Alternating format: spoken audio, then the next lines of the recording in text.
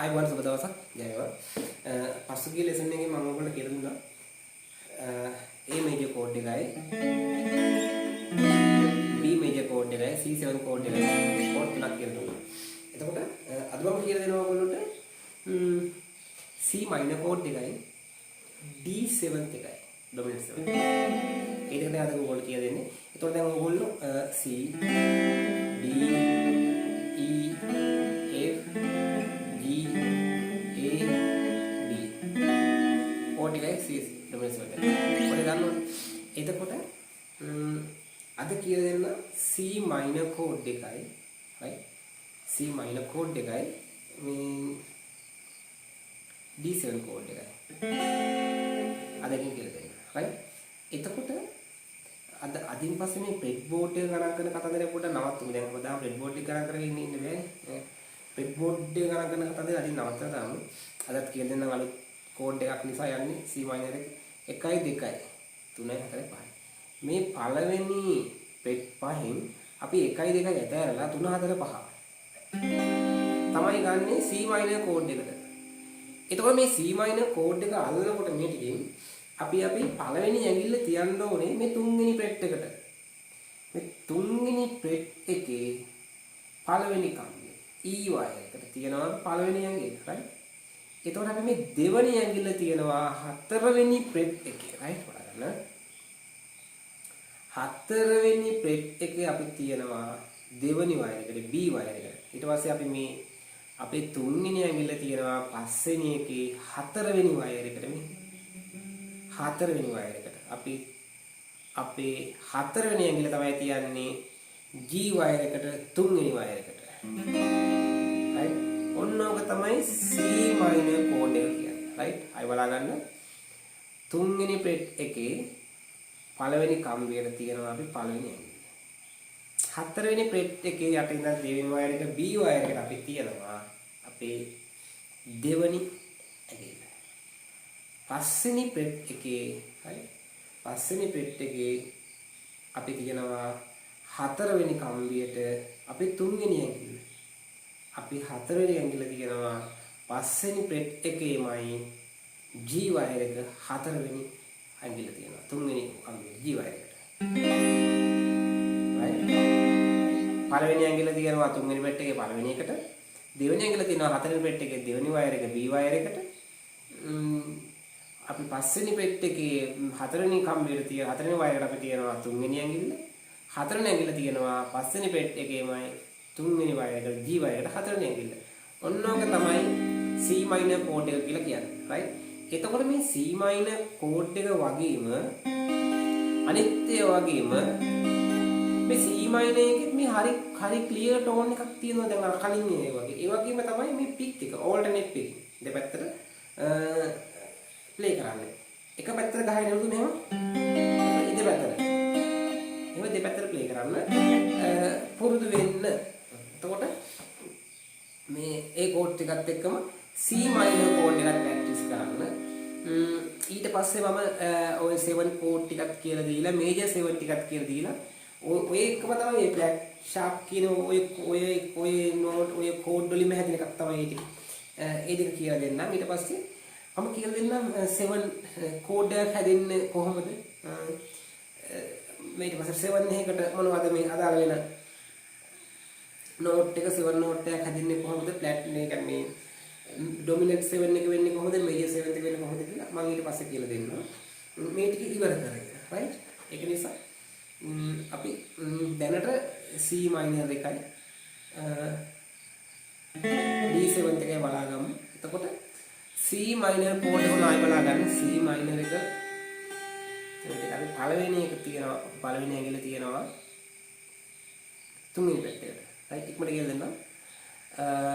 තුන්වෙනි බ්‍රෙඩ් එකේ පළවෙනි කම්බියට තියෙන පළවෙනි ඇඟිල්ල. අපි දෙවෙනි ඇඟිල්ල තියෙනවා හතරවෙනි බ්‍රෙඩ් එකේ දෙවෙනි කම්බිය B වයර් එකට. අපි තුන්වෙනි ඇඟිල්ල තියෙනවා පස්වෙනි බ්‍රෙඩ් එකේ හතරවෙනි වයර් එකට B වයර් එකට. හතරවෙනි ඇඟිල්ල තියෙනවා පස්වෙනි බ්‍රෙඩ් එකේමයි G වයර් එකට. ඔන්න ඕකට තමයි අපි කියන්නේ C minor එක. ඒක C minor එක තමයි. දැන් අපි බලමු D7. right D7 කීපයක්ම තියෙනවා. නම් D7 දෙකක් මෙතන තියෙනවා. හැමතැනම ඒක D7 කෝඩ් කීපයක් තියෙනවා. නමුත් අපි එකකින් පටන් ගමු ඉස්සෙල්ලා. හරි. මොකද මේ අර බොක්ස් ප්ලේ කරනකොට සාමාන්‍යයෙන් අර ඕන කෙනෙක් ඔයගොල්ලෝ දැකලා ඇති ඕනම ප්‍රෝග්‍රෑම් එකක සින්දුවක් ප්ලේ කරනවා මෙහෙන් තමයි කෝඩ්ස් ටික අල්ලන්නේ.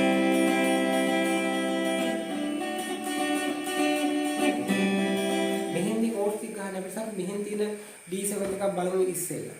right? එතකොට මේ D7 එකක් තියෙනවා මෙන්න මෙතන. මේ මූලම මෙන්න මේ විදිහට වුණා D7 එකක්. right? මෙතන තියෙනවා C7 එක.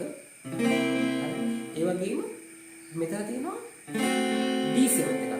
D7 එකට අපි ඇඟිලි තියනකොට තියෙනවා අපේ පළවෙනි ඇඟිල්ල right. අපි පළවෙනි ඇඟිල්ල තියෙනවා මේ පළවෙනි ප්‍රෙට් එක. අපි ආයි ගියා ඔය යහ කෙලවරටම. ඊළඟ පළවෙනි ප්‍රෙට් එකේ B වයර් එකට තියෙනවා අපි පළවෙනි ඇඟිල්ල right. මම එතකොට ඔයාලට දෙපැත්තෙන් විතර. එතකොට අපි අපේ දෙවෙනි ඇඟිල්ල තියෙනවා ඊළඟ දෙවෙනි ප්‍රෙට් එකේ තුන්වෙනි වයර් G වයර් එකට. right. අපි තුන්වෙනි ඇඟිල්ල තියෙනවා දෙවෙනි ප්‍රෙට් එකේම පළවෙනි වයර් එකට E වයර් එකට. ඔන්න ඕකට තමයි කියන්නේ D7. මේක මේජර් 7 නෙවෙයි. මේක ඇහිලා ඩොමිනන්ට් 7. මේක උතන තියෙනවානේ මේජර් 7 ඩොමිනන්ට් 7 කරන්නේ ඒක මේ ඒක නෝට් එකකින් තමයි ඒක සෙට් වෙන්නේ. ඒ කියන්නේ මේජර් 7 එක වෙන්නේ මේ C7 එක වෙන්නේ එක නෝට් එකක වෙනසින්. සෙමිටෝන් එක වෙනසින් තමයි ඒක සිද්ධ වෙන්නේ. ඒක මම ඔයගොල්ලන්ට කියලා දෙන්නම් කොහොමද ඒක සිද්ධ වෙන්නේ කියලා. දැනට මේක බලා ගන්න. මේක තමයි D7 කෝඩ් එක. එතකොට මේක මෙහෙම C7 එක ප්ලේ කරගෙන මෙතන මේ C7 එක ප්ලේ කරා කියන්නකො. ප්ලේ කරලා මේ ඇඟිලි ටික ඉස්සරහ මේක තිබුණා මෙතන තිබුණා C7. හරි. ඊට පස්සේ E7 එකක් මෙතනින්ම තියෙනවා. G7 එකක් මෙතනින්ම තියෙනවා. හරි. පොඩි මෙතනම තමයි මේ කෝඩ් එක තියෙන්නේ. එම ටික ටික කියලා දැනට ඔය C මයිනර් එක බලාගන්න D7 එක බලන්න. හරි. එතකොට ඊළඟ සතියේ ඊළඟ ලෙසන් එකේ මම කියලා දෙන්නම් ඕගොල්ලන්ට මේ මම දැන් පොඩ්ඩක් ඉක්මනට කියලා දෙන්නම් ඕගොල්ලන්ට. ඉතින් මුලින් හරිය පැහැදිලි හිමීට කියලා දුන්නා. දැන් පොඩ්ඩක් ඕගොල්ලන්ට ඉතින් වැඩේ ඇදගෙන ගිහිල්ලා ඇති කියලා හිතනවා. ඉතින් පොඩ්ඩක් දැන් ඕගොල්ලන්ට අල්ලගන්න පුළුවන් ඉතින්. ඒ නිසා තමයි මේ විදිහට කතා කරන්නේ. නැත්තම් අර කලින් වගේම පැහැදිලිව හිමීටම කියලා දෙනවා. ඉතින් මේ ආම්බෙරත් එක්ක නිසා ඕගොල්ලෝ ටික කරගත්තේ. ඉතින් ඕගොල්ලන්ට දැන් මම කියන ස්පීඩ් එකට අල්ලගන්න පුළුවන් ඇති. මුලින් අලුතෙන්ම එන කෙනෙක් නම් පළවෙනි එකේ ඉඳලම බලාගෙන ඉන්න. මගින් ඇහිලා ජොයින් වෙන්න එපා. මගින් ඇහිලා ජොයින් වෙන්න සාමාන්‍යයෙන් මේ දැනුම තියනවා නම් ඉතින් එහාට දැනුම ගන්න ඕන නම් මගින් ඇහිලා ජොයින් වෙන්න නැතුව මගින් ඇහිලා ජොයින් වෙන්න එපා. හරියන්නේ නිසා. ඉතින් ලොකු දෙයක් කතා කරන්න දෙයක් නැහැ. ඔය කෝඩ්ස් දෙක තමයි මට අද ඔයගොල්ලන්ට දෙන්න තියෙන්නේ. C minor එකයි D එකයි. හරි. එතකොට තා පොඩි දෙයක් කියලා යන්න මේකෙම ඕක පොඩ්ඩක් මෙන්න මේ විදිහට ප්‍රැක්ටිස් කරන්න. මේක මේ දැනුම ආපු අයිඩියා එක පොඩ්ඩක් ඉතින් මෙහෙම කියන්න ඕනේ කියලා. දැන් පොඩ්ඩක් ස්පීඩ් කරගන්නත් එපා. මේ ටිකත් එක මෙහෙම නම් මෙහෙම අර කිව්වේ ටයිමින් එකත් එක කරන්න එක තියෙන්න ඕනේ මේක. එතකොට අපි මෙතන A එක තියෙනවානේ. A එක B එක C minor. ඔන්න ස්පීඩ් එකට බලලා ප්‍රැක්ටිස් කරගන්නවා.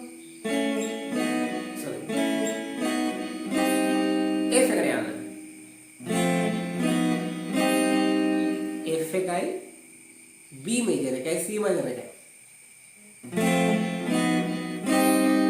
සාමාන්‍ය තත්පර දෙකක වගේ ඉතින්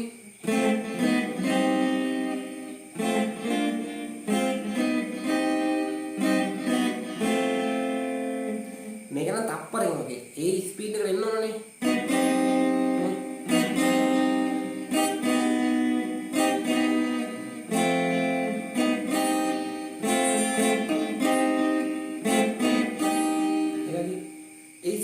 ප්‍රැක්ටිස් කරන්න. මොකද මේ රිද්ම් ප්ලේ කරනකොට කෝඩ්ස් චේන්ජ් කරන්න. මොකද සින්දුව කියාගෙන යන එක පස්සේනේ අපි රිද්ම් එක පන්නගෙන යන්නේ. අපිට කෝඩ් එක ගහගෙන සින්දුව නවත්තගෙන ඉන්නේ නැහැ. සින්දුව කියන කෙනා පාඩියේ මම මේ කතා කරනවා වගේ කියාගෙන යනවා. අපි ඕක පස්සේ ඔය මේ වචනට දාගෙන යන්න ඕනේ. ඒක නිසා ඒ ස්පීඩ් එක පොඩ්ඩක් පුරුදු මේ පොඩ්ඩක් ප්‍රැක්ටිස් කරගන්න. එහෙම.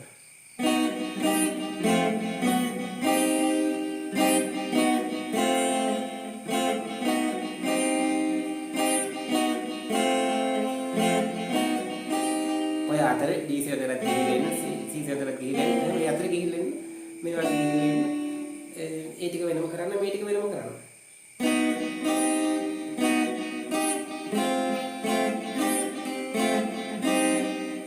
පොඩ දුරින් තියෙන මේ කෝඩ් එක C minor එකයි F එක පොඩි දුරකින් පිටලා තියෙන. එතකොට F එක ගන්න දාන්න C minor එක. බලා ගන්නත් ඒක.